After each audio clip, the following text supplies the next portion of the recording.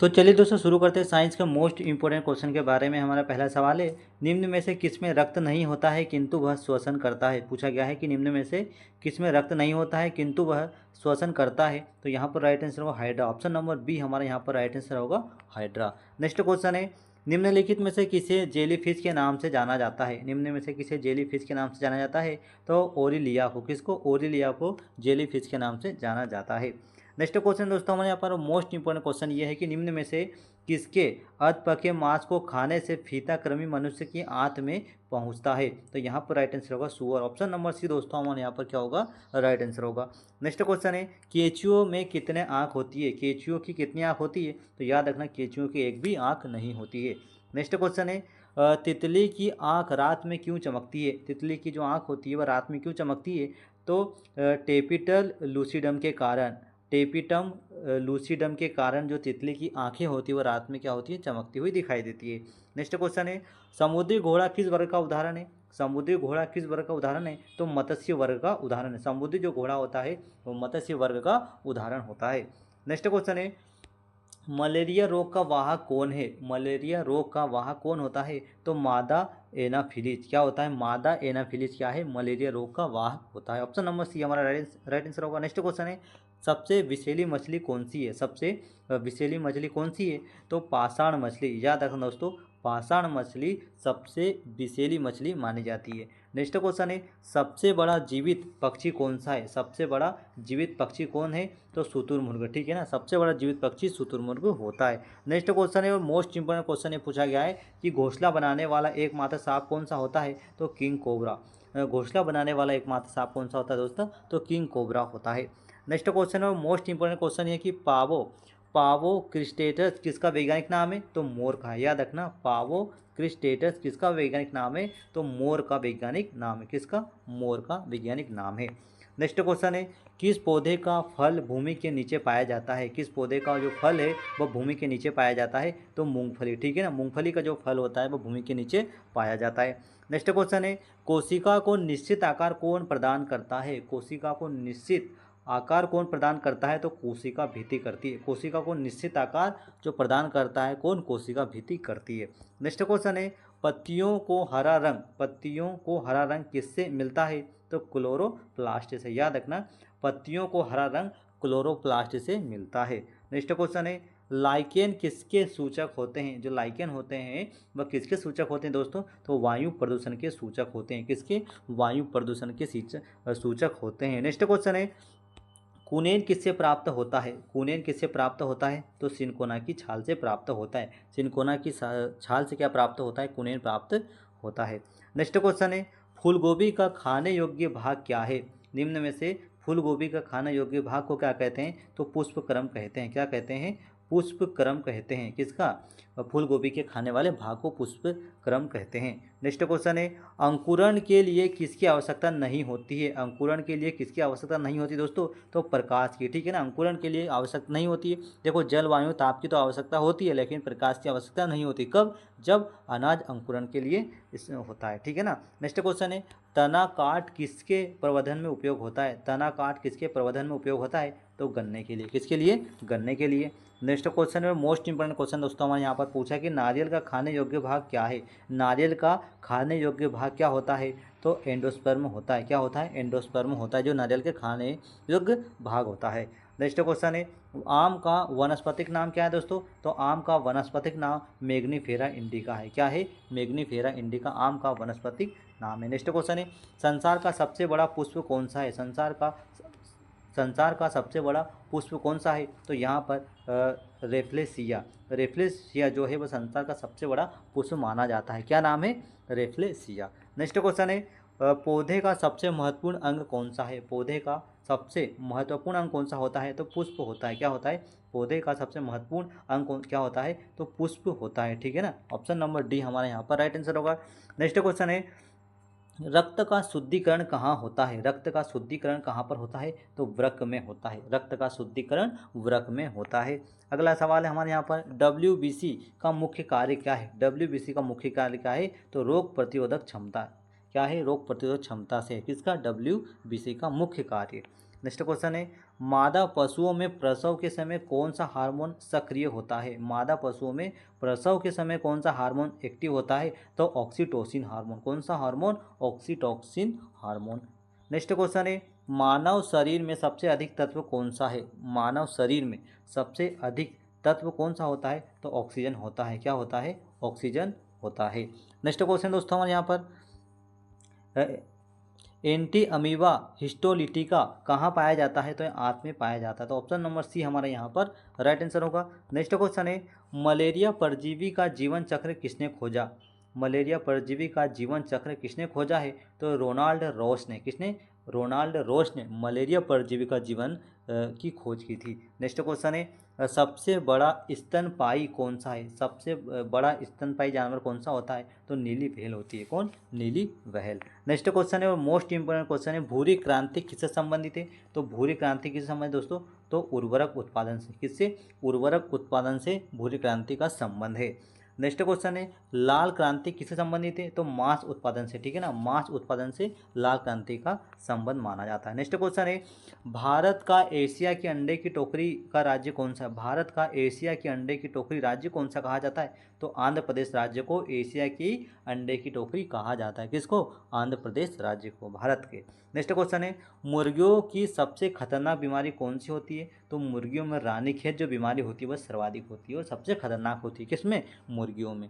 Next question है, दूध का घनत्व किसमें मापा जाता है दोस्तों? तो दूध का जो घनत्व होता है वह लेक्टोमीटर में मापा जाता है। दूध के घनत्व को हम लेक्टोमीटर में मापा जाता है। नेक्स्ट क्वेश्चन है, गरीबों की गाय किसे कहा गया है? गरीबों की गाय किसे कहा गया है? तो बकरी को। किसको दोस्तों? गरीबों की गाय किसे कहा गया है? तो बकरी को कहा गया है। नेक्स्ट क्वेश्चन है, भारत में सर्वाधिक पशुधन किस राज्य में पाया जाता है? भारत में सर्वाधिक पशुधन किस राज्य में पाया जाता है? तो उत्तर प्रदेश में पाया जाता है। सबसे ज़्यादा अगर पशुधन है भारत के किस राज्य में? तो उत्तर प्रदेश राज्य में स्थित है। नेक्स्ट क्वेश्चन है, निम्नलिखित में से किसके दूध में वसा की सर्वाधिक मात्रा पाई जाती है? निम्नलिखित में से किसके दूध में वसा की मात्रा सर्वाधिक पाई जाती है? गाय, भैंस, बकरी या फिर रेंडियर? तो याद रखना रेंडियर। ऑप्शन नंबर डी हमारे यहाँ पर राइट आंसर। देखो रेंडियर में क्या होती है? रेंडियर के जो दूध में जो वसा की मात्रा होती है वो क्या होती है? वह सर्वाधिक होती है।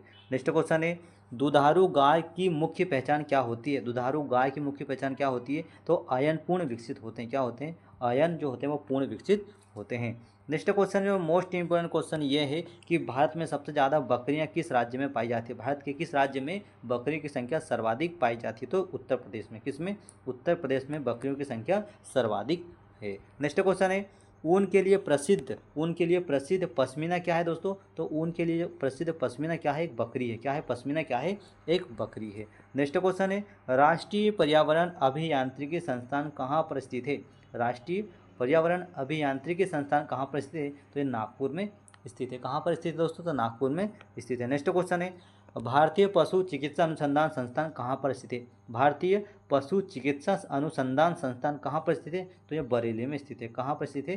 तो यह बरेली में स्थित। ऑप्शन नंबर बी हमारे यहाँ पर दोस्तों राइट आंसर होगा। नेक्स्ट क्वेश्चन है, राजस्थान में तांबे का विशाल भंडार कहाँ है? राजस्थान में तांबे का विशाल भंडार कहाँ है? तो खेतड़ी में है। कहाँ पर है? खेतड़ी में है। किसका भंडार? तो राजस्थान में तांबे का विशाल भंडार खेतड़ी में है, जो राजस्थान में आता है। नेक्स्ट क्वेश्चन है, भारत की प्रमुख धान्य फसल कौन सी है? भारत की प्रमुख धान फसल कौन सी है? तो चावल है। धान्य फसल कौन सी है? तो चावल है भारत की प्रमुख धान्य फसल। ठीक है ना, क्या है? चावल। नेक्स्ट क्वेश्चन है, पत्तियों के दो मुख्य कार्य क्या है? तो पत्तियों के दो मुख्य कार्य होते हैं प्रकाश संश्लेषण और वाष्पोत्सर्जन। ठीक है ना, ये किसका कार्य है? तो पत्तियों के दो कार्य है। नेक्स्ट क्वेश्चन दोस्तों हमारे यहाँ पर, कैल्शियम सल्फेट का लोकप्रिय नाम क्या है? कैल्शियम सल्फेट का लोकप्रिय नाम क्या है? तो प्लास्टर ऑफ पेरिस। याद रखना कैल्शियम सल्फेट का लोकप्रिय नाम क्या है? प्लास्टर ऑफ पेरिस है। नेक्स्ट क्वेश्चन है, सोने के आभूषण बनाते समय उसमें कौन सी धातु मिलाई जाती है? सोने के आभूषण मिलाते समय उसमें कौन सी धातु मिलाई जाती है? तो तांबा धातु मिलाई जाती है। कौन सी धातु? तो तांबा धातु मिलाई। सोने के आभूषण बनाते समय उसमें कौन सी धातु मिलाई जाती है एक्स्ट्रा में? तो तांबा धातु मिलाई जाती है। नेक्स्ट क्वेश्चन है, सबसे भारी धातु निम्न में से कौन सी है? सबसे भारी धातु निम्न में से कौन सी है दोस्तों? तो ओस्मियम। कौन सी धातु? ओस्मियम धातु सबसे भारी धातु होती है। ठीक है ना, नेक्स्ट क्वेश्चन है, आग बुझाने वाली गैस कौन सी होती है? आग बुझाने के लिए कौन सी गैस का प्रयोग किया जाता है? तो कार्बन डाइऑक्साइड का, ठीक है ना। आग बुझाने के लिए किस गैस का प्रयोग किया जाता है? तो कार्बन डाइऑक्साइड गैस का प्रयोग किया जाता है। नेक्स्ट क्वेश्चन दोस्तों, और मोस्ट इंपोर्टेंट क्वेश्चन ये है कि रात में पेड़ के नीचे सोना हानिकारक क्यों होता है?